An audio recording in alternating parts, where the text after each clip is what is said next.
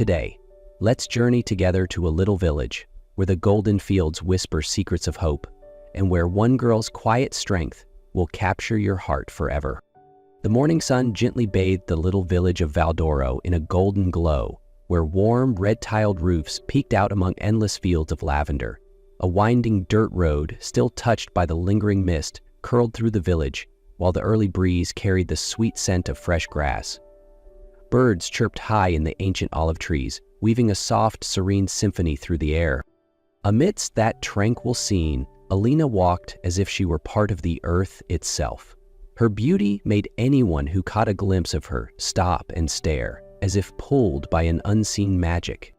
Her fair skin glowed under the soft sunlight, her cheeks flushed with a delicate pink like cherry blossoms, and her golden hair cascaded over her shoulders in silky waves. Her eyes, as blue as a summer lake, shimmered with a gentle, profound kindness. The villagers couldn't tear their eyes away whenever Elena passed by. Children scampered after her, waving gleefully as if trying to catch a ray of sunshine from the hem of her dress. The elder women smiled warmly, while the younger ones whispered, their gazes a mixture of admiration and envy. "She's too beautiful for such a life of poverty," they murmured. But Alina paid no mind. She lived quietly, loved gently, because she understood. True beauty was never what the eyes could see, but what the heart could feel. Although Elena's steps brought light to the village of Valdoro, behind her smile hid a life filled with quiet sorrow. The stone cottage where she lived, tucked away at the end of the village path, seemed always wrapped in a cold, gray stillness, a sharp contrast to the warmth she carried within her. Since the passing of her real mother, Elena's world had changed forever. Her father, Pietro, once a master potter known for his artistry, had grown silent and distant. He drifted like a shadow among unfinished clay vessels, his heart hardened like the very stone he shaped. It was Lucia, the woman he hastily married afterward, who took control of the household with an iron grip. Lucia made no attempt to hide her disdain for Elena. Each day blurred into endless chores, sweeping the yard, fetching water, kneading heavy clay, her once delicate hands now roughened by the strain of hard labor. Lucia's sharp, biting words filled the small house, each syllable like a cold needle piercing the young girl's spirit. Yet, Elena never complained. She endured quietly, like a fragile flower rooting itself in barren soil. In the village, some pitied her, while others sneered at the irony of such beauty shackled by such misfortune. Elena bore it all in silence, holding tight to a slender thread of hope that one day, anything might change. During those quiet, heavy days, Marco was the single ray of light that slipped into Elena's life. They had grown up together, inseparable as children, running barefoot along the cobblestone paths, gathering wildflowers by the stream, and dreaming of distant adventures they never dared to chase. Marco had since become a skilled hunter, tall and broad-shouldered, with tousled brown hair and blue eyes that gleamed with quiet determination. He ventured deep into the forests to hunt and provide for his family, but every time he returned, he would set aside a portion of his catch for Elena, a plump rabbit, a bundle of fragrant herbs, or sometimes just a handful of wildflowers tied hastily together. When he handed her these offerings, Marco's gaze would linger just a moment longer than necessary, his eyes carrying a depth of feeling he never dared to speak aloud. "You need to eat well, Elena," he would murmur in his warm, steady voice. "You work too hard." Each time, Elena would accept with a gentle smile, a wave of warmth rising in her chest that she couldn't quite name. Though she never said it, deep down, Marco's presence was her only true haven. He was the one soul who made her believe that no matter how cruel the world became, there would always be someone silently, steadfastly loving her. But even as Elena found small warmth in her bond with Marco, a silent storm was gathering on the horizon. Lucia, with her cold gaze and heart heavy with envy, grew to despise Elena's very presence in the home she longed to control completely. Every admiring glance the villagers cast toward Elena felt like a dagger twisting in Lucia's pride. She couldn't bear that the girl, despite all her hardships, still shone brighter than anyone else. And so, on a chill night when the oil lamps flickered low, Lucia made up her mind.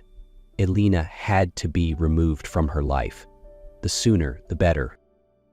Her plan was cruel beyond words: to marry Elena off to old Tomas, an elderly carpenter who lived alone at the far edge of the village. With silver hair and a pronounced limp, Tomas had long been the subject of whispered jokes at the village market. Lucia knew that forcing Elena into marriage with him would trap her in a life of darkness from which she could never escape. One morning, Lucia summoned Elena, her voice as cold as ice. "Everything has been arranged. By the end of this week, you will be Tomas's wife."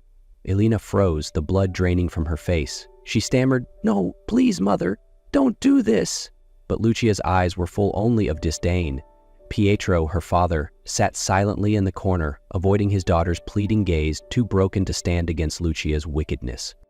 Elena's heart shattered into 1,000 pieces. She knew, this time, there would be no one to save her from the fate that awaited. The wedding day arrived faster than Elena could comprehend. The village of Valdoro, once bathed in light and hope through her eyes, now seemed cloaked in a somber gray. Even the lavender along the roads appeared to bow low, sharing an unspoken grief with the young bride. Elena sat silently by the small window, her vacant eyes following the restless winds sweeping across the lavender fields. From afar, the slow, uneven thud of a wooden cane striking the ground echoed, a sound that heralded the inevitable. Old Tomas appeared at the doorway, bulky in his worn brown coat. Deep lines carved his face, and his eyes bore a weariness tinged with sorrow. He said nothing, simply waiting. Behind Elena, Lucia stood, her gaze cold and steely, commanding with just a nod. Swallowing hard, Elena rose like a shadow. Her steps felt unbearably heavy as she moved toward Tomas, each stride breaking what little will she had left. Her father, Pietro, sat quietly in the corner, offering no words, no glances, as if he had surrendered to a world he could no longer fight. There were no farewells, no blessings. Elena left the house she had once called home with nothing but an aching emptiness. She followed Tomas down the deserted lanes, the heavy sky above them pressing lower with each step. Inside Elena, only one simple, despairing thought remained. Her life was no longer her own. Old Tomas's house stood alone at the edge of the village, where the wild winds carried the scent of untamed grasses. It was a small, humble cottage with weathered stone walls and a sagging tiled roof, worn thin by years of storms. As Elena stepped inside, it felt as if she had crossed an invisible gate into captivity. In the first days, Tomas spoke almost nothing. He quietly prepared simple meals, leaving a portion on the table for Elena before retreating into his own silence. There were no prying eyes, no harsh words as she had once known, only a heavy, suffocating stillness that wrapped around her heart. At night, lying on the creaking wooden bed, Elena would listen to the slow, dragging steps of Tomas as he moved through the tiny house, the rhythmic thud of his cane echoing off the cold stone floor. She thought she would grow to despise him. Yet strangely, all she sensed was an aching sadness, a loneliness so deep it seemed to seep into the very walls.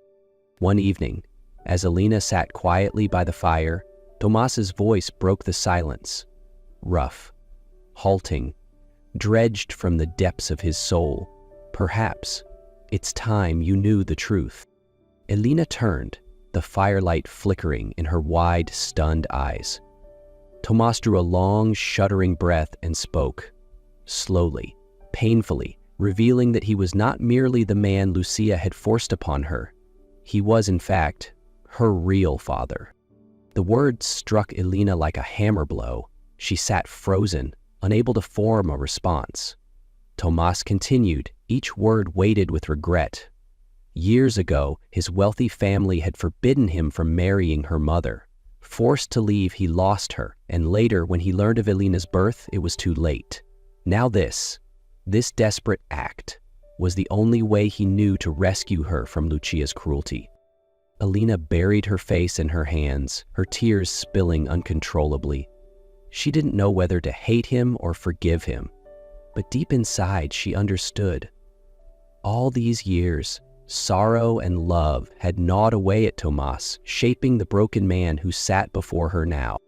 In the days that followed, Elena moved through the little house like a ghost, avoiding Tomas' gaze, her heart weighed down by a tangled mass of emotions she couldn't begin to untangle. She was angry at him, angry that he had allowed her to grow up in misery, angry that he had chosen deception and coercion over trust. But beneath that anger was a deep, aching sadness, gnawing at the corners of her heart. Elena understood. Tomas was no villain. He was just a man crushed by regret, clinging desperately to a chance to make things right. There were nights when Elena sat silently by the fire, listening to Tomasi's frail, coughing fits from the adjoining room. The sound, weak and worn, pierced her heart like a quiet blade. She thought of the long years he had spent alone, drowning in remorse, and she felt something equally painful: pity. Forgiveness did not come easily to Elena. It wasn't a decision, it was a process, slow, agonizing, and soaked in tears. But with each passing day, the fury within her began to give way to something else: understanding. Elena could not yet bring herself to speak forgiveness aloud, but within her, a tiny seed had taken root, a fragile hope that, one day, she would be strong enough to truly forgive. And maybe, just maybe, to love the father who had lost so much. As time slipped by, Elena grew accustomed to the quiet rhythm of life in the little cottage at the village's edge. But the wounds inside her heart still festered, slow to heal.